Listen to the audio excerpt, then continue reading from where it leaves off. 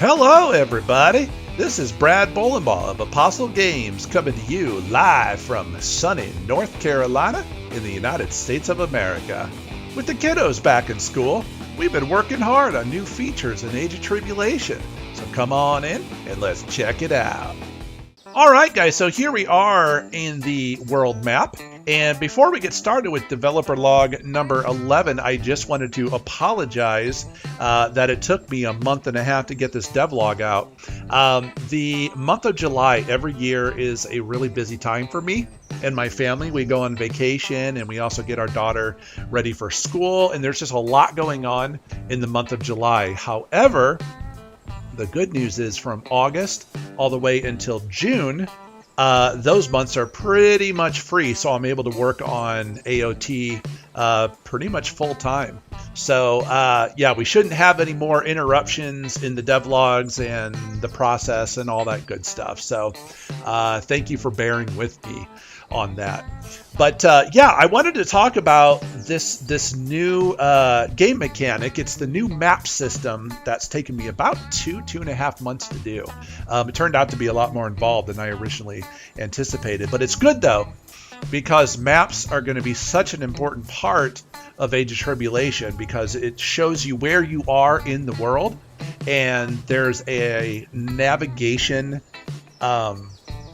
passive called Cartography that actually allows you, if you choose that passive, then you actually get a magnifying glass that follows you around on the map that you're standing in, so you always know where you are, which is really, really nice. So what I've done here is, let's see here, let's open up the map menu. As you can see, we've got 4 different maps that all start with Hyrinthia.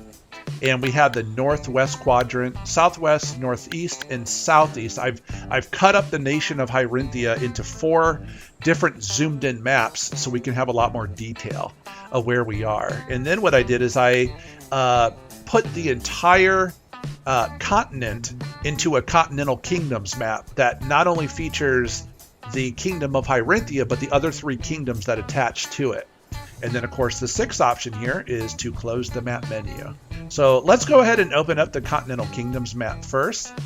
And just so you guys know, these maps will not be displayed unless you purchase them from a vendor. So you don't start the game with the maps. You actually have to buy them. So this is the Continental Kingdoms map. And gosh, this probably took me 3-4 weeks to draw this. Took me forever. So I hope you guys like it. But as you can see here in the center is the Kingdom of Hyrinthia. And this here, it's kind of hard to see because it's all blended together. There's no lines, but I'm drawing with my mouse. It's this section right here. It's this big, giant section. And it's the Central Kingdom. And then, of course, there's 3 kingdoms coming off of this Central Kingdom. You have the Northern Barbarian Tribe Kingdom, where it's all frozen and cold. It's a completely different biome. It's called Durakis, and the Duraki barbarians live up there. And then over to the east, you have Kojira, which is obviously a desert-based kingdom. And then down in the south, the smallest kingdom is called Valimar. And Valimar was the first kingdom to fall to this unknown and mysterious evil. And as you can see, there's a giant wall down here that was constructed by the Hyrinthian king before he became corrupted by this evil, because they saw something was happening, a lot of evil, a lot of new creatures coming out of Valimar. So they put this wall up as a divider, and that wall's been standing like 30 years or so. And but the Hyrinthian king that lives in the capital here in Castle Lockley, he's becoming corrupted, and pretty soon he's going to unlock the gates and let the evil flood into Hyrinthia. So, but that's a storyline thing that we won't talk about today. But over here, you can see there's different islands. And this island over here has been untouched by evil, which is why the trees are still green and the ground still looks lush. And there's a little town here called Deepwald. And that's where your character is from. And the tutorial will be held on this island, at which time then you're going to jump on this big ship. The ship is called the Saint Mirabelle, and your character, along with a host of other people, are going to be sailing to this town right here, which is called Galetown. And unfortunately, on the way to Galetown, and this is kind of, I wouldn't say really a spoiler, because, you know, you're going to see this within a few minutes of the game anyways, but this giant sea creature, this squid of unknown origins called the Leviathan, comes over and destroys the ship. As it's approaching, it gets knocked off course and ends up crashing into the side here, right outside of King's Landing, which is where you'll end up starting the game after the tutorial. So this visual here should give you guys a really good idea of just how big the entire continent is. And what's nice is that even though the game takes place in Hyrinthia, these extra nations here will allow for expansion packs or DLC, things of that nature, you know, allowing us to really make the game really big. And this gives us a lot of room for growth. We don't have to just, you know, stay within this restricted area. I would like for the character to eventually be able to travel up here to Dyrachus and actually go into Kojira and Valimar. At least that's the intention. So let me go ahead and close this down. And let me show you guys real quick what happens if you don't own a map when you try to open this. So we don't own the northeast map of Hyrinthia. So it opens up, and what's kind of cool here, what I did was, obviously it says you don't own this map, but I also traced the border of the continent. So I thought that was kind of a cool little graphic, but of course that, you know, there's nothing on here that really helps you. But you do have your ink and your pen, and looks like someone had a little spill right here. And as you can see at the top left, it says X to close. So let's close that out. And like I said, you have to purchase these maps in order to use them. So I went ahead and purchased this Northwest map before starting this devlog. And this is what it looks like in the northwestern quadrant. And what I love about this, originally I had just Hyrinthia as one big map, but I realized I couldn't really make a lot of detail with it zoomed out so far back. So by doing it this way, by dividing it up into 4 different maps, allows for a ton of detail. I mean, you can see every single forest, you can see the main roads, you can see the side roads, you know, you can see the waterfall coming out of here. There's a broken bridge right here that you'll need to repair if you want to cross this bridge. So there's going to be a little bit of crafting in Age of Tribulation as well. There's the Leviathan when it attacked your ship, and here's the St. Mirabel that has crashed. And so you have just all these different like kinds of details and stuff, which is really, really cool. Now, as you can see, this is kind of a blank slate. All you have is this icon, King's Landing, Raven's Bluff, and this Leviathan. However, as you unlock new areas in the game, those areas are updated on the map. You'll start seeing icons appear all over the place as you unlock new areas like combat instances and like the Apostles' Grove and all that different kind of stuff. So let me give you an example of what that would look like. Okay, so I've just unlocked Apostles' Grove and King's Forest. And now when we open up the Hyrinthian Northwest map, now you actually see over here this little camp with a campfire there that wasn't there before. And then over here is the entrance of King's Forest. You know, you can kind of see, it's kind of hard to see probably on YouTube. You might have to zoom in a little bit, but you can see there's like a pathway that wasn't there before, which also shows up as an icon on the world map as well. Now there's also a passive ability called Cartography that you can get, which will then put little buttons right next to these little graphics that you can click on, and then it'll give you additional information as to what location that is. And also another really cool thing with the Cartography passive is that you will get a magnifying glass that shows where you are on the map. And as you walk around the map, the magnifying glass shows up. So let me show that to you guys. Okay, so I just gave myself the Cartography passive.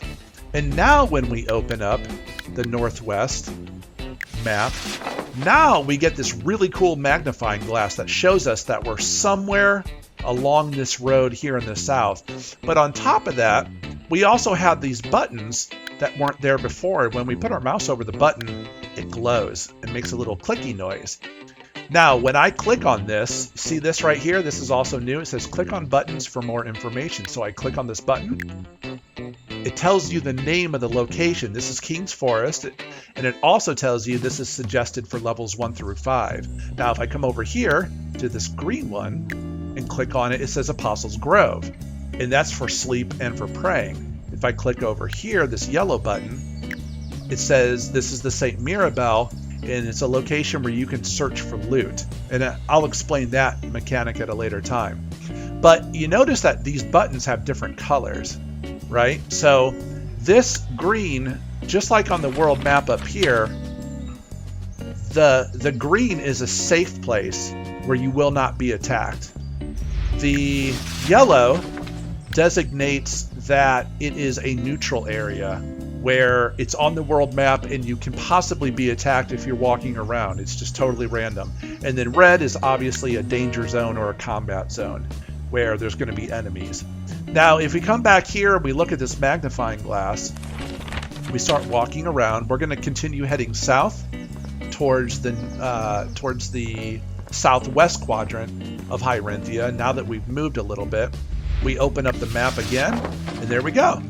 Now the magnifying glass was here, and now it's down here, showing you where you're going. Now, if you're ever confused about which map to open, you can just look up here, Hyrinthia. You're in northwest. However, if you keep walking, just below us is the southwest quadrant. So we keep on walking, and watch this right here. Boom. It just automatically changed to southwest. So we know we're in the southwest quadrant now. So now that we're there, if we open up northwest, you can see our magnifying glass is gone because it's now in the southwest part. So let's open up the southwest, and there we go. Our magnifying glass followed us, and we're within this section right here. Now, the magnifying glass always isn't going to have you dead center of the magnifying glass. You're going to be most likely within here. So it's not a precise location, but it gives you a pretty good idea where you are. And if you just look here, we're on this little corner. See how the corner of the road between these tree lines are? If we open up this map, yep, that would put us about right here, which is within the margin of error inside of here. And as we start walking, let's start heading towards Galetown. And we just turned this road. Let's open this again. And now the magnifying glass followed us. We're like right about here. So, and then over here we have a picture of Galetown. We have the little lighthouse here. We got Port Deep. We got Reverin, which is a major city in Hyrinthia. And yeah. So that's pretty much it, guys, for developer log number 11 with the cartography passive in the new map system. I hope you guys like what you saw here today. Like I said, it took me like 2.5 months to make all these maps and to make this entire mechanic work and get the magnifying glass to follow you properly. That took a lot of work, but it's working awesome. I'm really excited about it, and I hope you guys are too. As far as the demo is concerned, we're still hoping to hit the February 2025 release date, just in time for Steam Next Fest coming in February. Now that my daughter is in kindergarten, she's in school all day, which is going to give me a lot more time than I've had for the past 2 years. I'm actually now full-time developing AOT, as well, of course, as being a stay-at-home dad at night.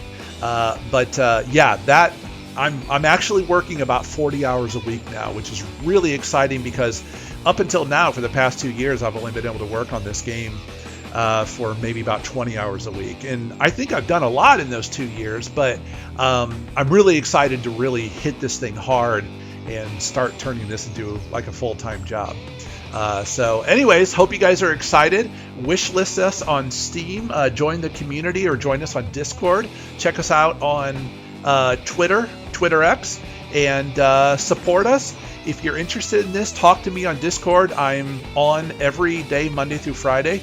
And I'll see your messages, and we can have cool conversations about game dev or about ideas for this game. So All right, guys, take care and love you much. God bless. Brad out.